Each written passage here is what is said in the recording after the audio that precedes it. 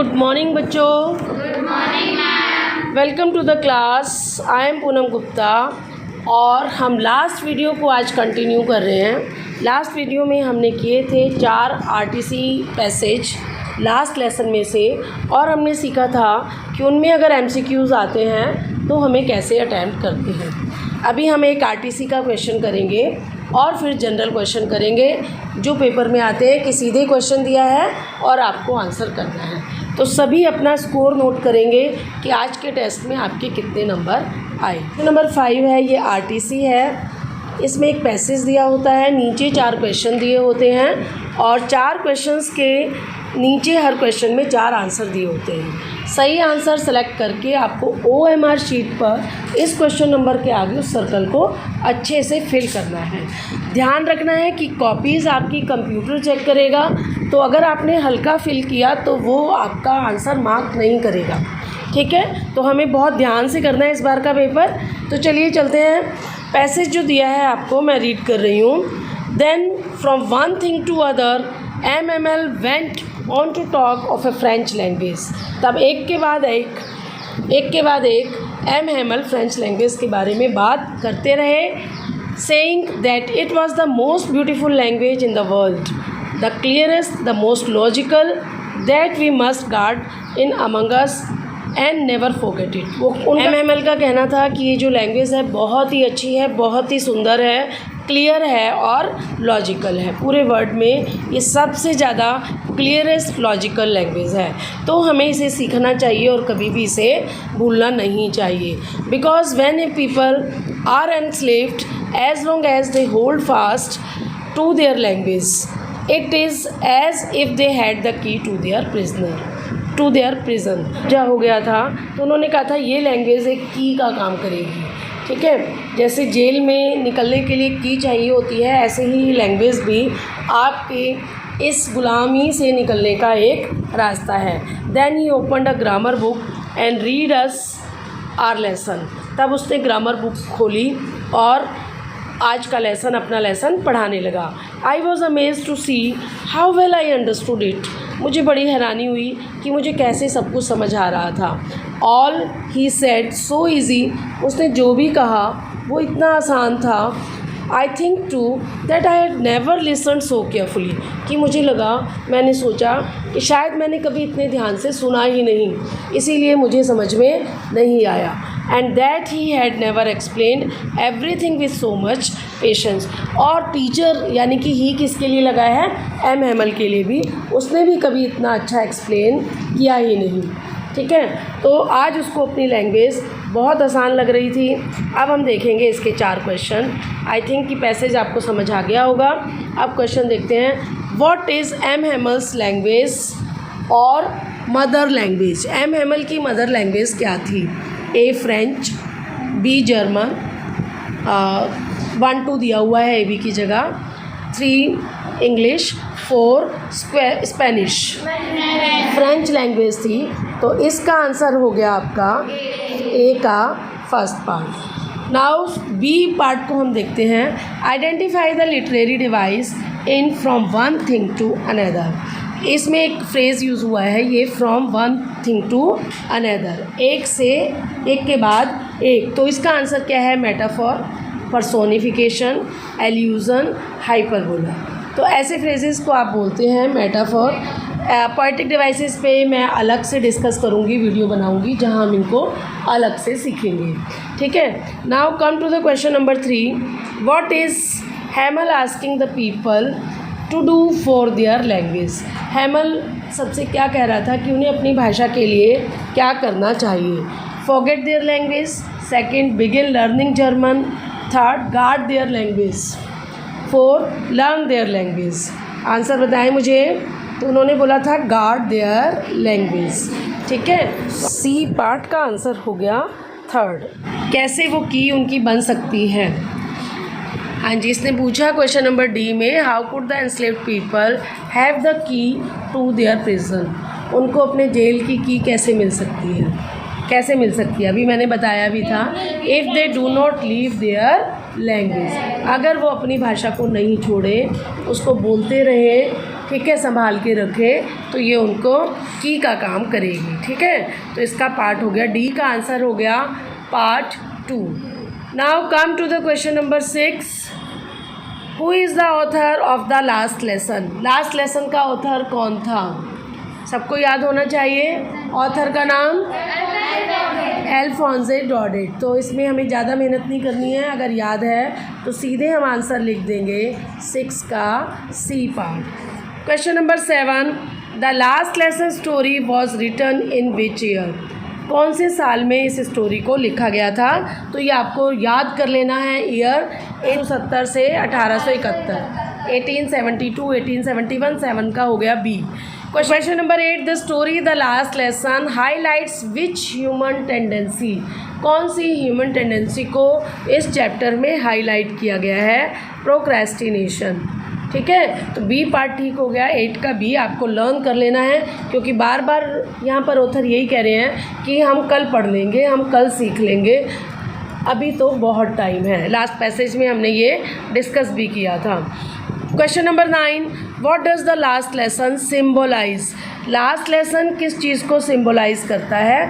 A loss, B loss of freedom, और भी option देख लेते हैं, loss of language and freedom. तो दोनों को सिम्बोलाइज करता है, लॉस ऑफ फ्रीडम को भी सिम्बलाइज करता है, और यहाँ पर हमें लैंग्वेज का भी लॉस हुआ, उनको सीखने को नहीं मिली। तो 9th का आंसर हो गया डी पार्ट। ठीक है, come to the question number 10। What does the last lesson signify? अब वो बोल रहा है कि लास्ट लेसन किसको सिग्निफाई करता है? Change of power, change of government, change in life, change of teacher. किसको सिंबलाइज करता है? चेंज इन लाइफ, क्योंकि अभी तो वो आज़ाद थे और अभी वो क्या हो गए? स्लेव। तो उनकी लैंग्वेज भी बदल गई, पावर भी बदल गई, गवर्नमेंट भी बदल गई और टीचर भी बदल गया। तो ये तो सारी बातें हुई, तो क्या हुआ? चेंज इन लाइफ ही बदल गई उनकी। ठीक है, तो 10th का हो गया C part. Question number 11। What do the marching soldiers under the windows represent? जो मार्चिंग कर रहे थे सोल्जर विंडो के नीचे, वो किस चीज़ को रिप्रेजेंट कर रहे थे? The dawn of Prussia in the defeat of French people. तो यही आंसर है। ये बता रहे थे कि प्रेशिया का उदय हो गया और कौन हार गया? फ्रेंच के लोग हार गए, क्योंकि प्रेशिया की सेना ही वहाँ पे मार्चिंग कर रही थी। तो 11th का हो गया आंसर ए। तो ये जो छोटे छोटे आंसर हैं बच्चों, आपको लर्न करके रखने हैं, ये कीवर्ड्स आपको दिमाग में रखने हैं बिल्कुल। Question number 12। What was Franz expected to be prepared for at school that day? उस दिन फ्रेंच को क्या पढ़ के जाना था? याद होगा सबको? पार्टिसिपल्स। तो 12 का हो गया डी। तो जब भी ऐसे क्वेश्चन आएंगे हमें फटाफट से करके आगे बढ़ जाना है। Participles. Question number 13। What does the expression in great dread of scolding mean? इस एक्सप्रेशन का क्या मतलब है? To be happy about it, B very badly scared of scolding, C to be indifferent, D none of these. तो क्या है? वो बहुत डरा हुआ था, B very badly scared of scolding. तो 13th का हो गया B. Question number 14। For the last 2 year where did all the bad news come from?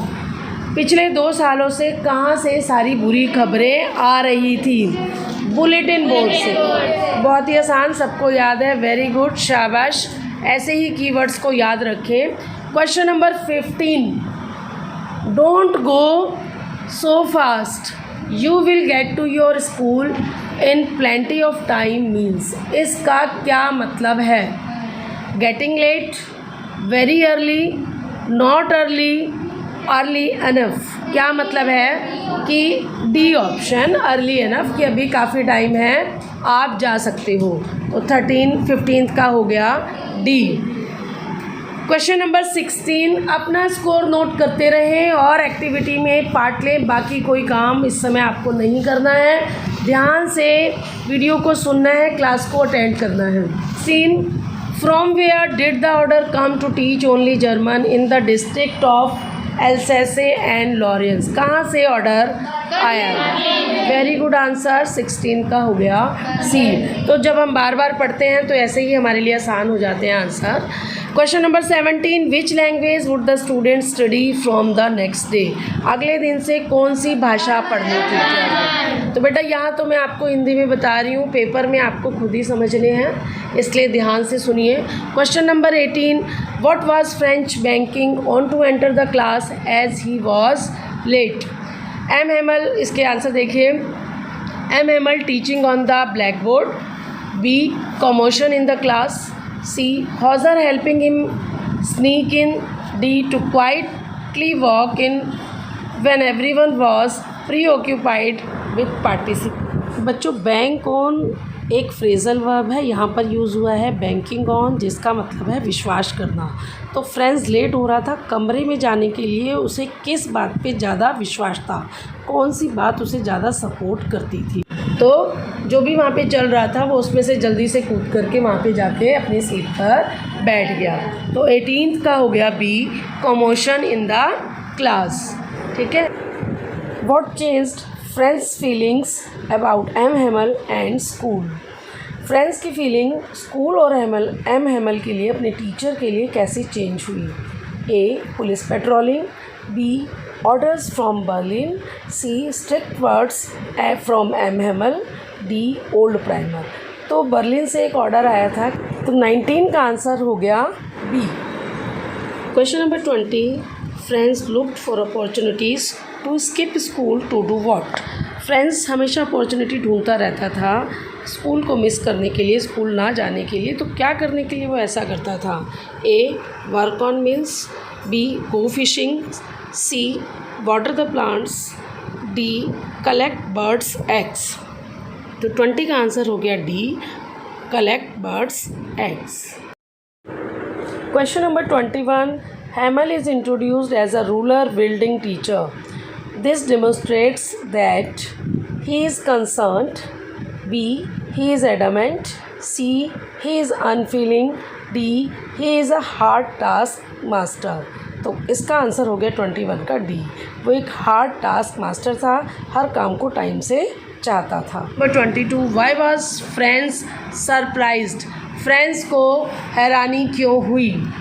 Because of village elders, because of police patrolling, because of students behaviour, because of M Hamel's kind and polite behaviour. बहुत ही आसान answer था, तो 22 का answer हो गया D. Question number 23, what did Hauser bring? Hauser अपने साथ क्या लेके आया था? Sweets, very good.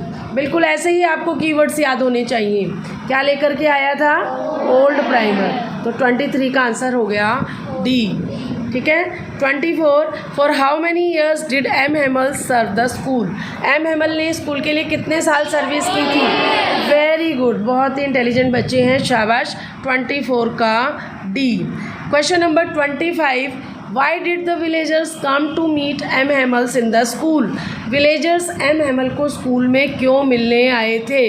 To complain, to gossip, to say goodbye, to show gratitude. D, वो उसको ग्रेटिट्यूड शो करने आए थे, उसको थैंक यू बोलने आए थे। बहुत ही आसान क्वेश्चंस हैं। Question number 26, what was M Hamel's wearing on the day of the last lesson? M Hamel ने लास्ट लेसन के दिन क्या पहना था? सबको पता होगा, black silk cap, frilled shirt, green coat, all of these. Very good, 26 का आ गया D. Question number 27, what did mister Hamel bring for his class on his last day in the school? Mister Hamel क्या लेकर के आए थे last day पर? Number 1, new pens, new notebooks, 2 बार दे दिया एक ही ऑप्शन को। स्टोरी बुक्स, तो क्या लेकर के? New notebooks. तो आंसर हो गया इसका 27 का बी। Very good answer. तो ऐसे आपको लर्न रखना है। Question number 28, expression thunder clap in the lesson means? जब उसने बोला था कि कल से फ्रेंच नहीं पढ़ाई जाएगी, आज लास्ट लेसन है, तो फ्रेंड्स के ऊपर ऐसे लगा था जैसे बिजली गिर गई हो। तो एक्सप्रेशन थंडर क्लैप का क्या मतलब है? Loud but not clear, loud and clear, startling and unexpected, unpleasant. C, startling and unexpected. तो 28 का हो गया C. 29, why was Franz feeling regretful and sad? Franz की जो फीलिंग थी वो दुखी या रिग्रेटफुल वाली क्यों थी, अफसोस वाली क्यों थी? For reaching late, for not learning participles, for change of government, for not learning his mother tongue. D, क्योंकि उसको बड़ा अफसोस हो रहा था उस दिन, उसको क्लास में फ्रेंड्स जो स्टूडेंट है उसको बड़ा अच्छा लगा और उसे लगा अभी तक उसने अपनी मदर टंग को क्यों नहीं सीखा, अब वो नहीं सीख पाएगा। Question number 30, Franz thinks will they make them sing in German even the pigeons? What could this means? इस लाइन का क्या मतलब है? जब वो पढ़ा रहा था तो कुछ पिजन उड़ के आते हैं, तो जो फ्रेंड्स है वो सोचता है हमें तो सीखने से मना कर रहे हो, लैंग्वेज बोलने से, तो क्या इनकी भाषा भी बदल दोगे? तो इस लाइन का क्या मतलब है? तो चॉइस देखते हैं क्या है। A, general force over everyone. B, harsh orders will be passed when people see when people are deprived of their essence, even the surroundings are affected. D, the German will rob France of its language. तो इसका क्या answer है? सी, कि जब people किसी भी चीज़ से deprived होते हैं, उन्हें कुछ नहीं मिलता, तो आसपास की सराउंडिंग्स भी उससे इफ़ेक्टेड होती हैं। तो 30 का आंसर हो गया C. Now question number 31, why did Hamel blame himself? Hamel जो है अपने आप को क्यों ब्लेम कर रहा था? जब उसका लास्ट लेसन था तो क्लास में पढ़ा रहा था, तो वो बच्चों को भी ब्लेम कर रहा था कि वो रोज़ नहीं आते थे स्कूल में, कोई बहाना ढूंढ लेते थे छुट्टी के करने का। उनके पेरेंट्स को भी ब्लेम कर रहा था, विलेजर्स को, कि वो अपने बच्चों को स्कूल नहीं भेजते थे, उन्हें मिल में काम करने के लिए भेज देते थे, ठीक है, या घर का काम करने की वजह से स्कूल नहीं भेजते थे। और ख़ुद को भी ब्लेम कर रहा था कि वो अधिकतर छुट्टी ले लिया करता था। तो आंसर ढूंढते हैं, इसमें क्या है? A, not having taught them enough French, इसलिए कि उसने बच्चों को ज़्यादा फ्रेंच नहीं पढ़ाई। नॉट बीइंग स्ट्रिक्ट, वो ज़्यादा स्ट्रिक्ट नहीं था, या फिर बच्चों को वो भेज देते था। Giving students a holiday at 31 का आंसर हो गया C. Question number 32, what does M Hamel motionless posture reflect? जब लास्ट में हम देख रहे थे कि वो बेचारा इमोशनल हो गया था और स्टिल हो गया था, हिल नहीं पा रहा था, तो इस पोस्चर का क्या मतलब है? A, the school is dismissed, school की छुट्टी हो गई है, ख़त्म हो गया school. Sense of finality, finality का मतलब होता है कि अब सब कुछ ख़त्म हो गया, इसके बाद और पहले कुछ चेंज नहीं किया जा सकता। सी, इसलिए वो changing order of life. D, feeling of nostalgia, nostalgia होता है पुरानी बातों में को याद करके उनमें खो जाना। नहीं, उसको कोई पुराना नहीं आ रहा था। सेंस ऑफ फाइनलिटी, क्योंकि उसको अफसोस हो रहा था, ठीक है। तो 32 का हो गया B. Come to the question number 33. Why does the author urge the readers to respect his language? Author की इच्छा क्यों है कि जो रीडर्स हैं वो अपनी लैंग्वेज को रिस्पेक्ट करें? A, it is what make you respect your countryman, कि अगर आप लैंग्वेज को रिस्पेक्ट करोगे तो आप कंट्रीमैन को भी रिस्पेक्ट करोगे। It is the key to freedom, you can express yourself. D, it is unique and reflects literature and arts. क्या आंसर होगा?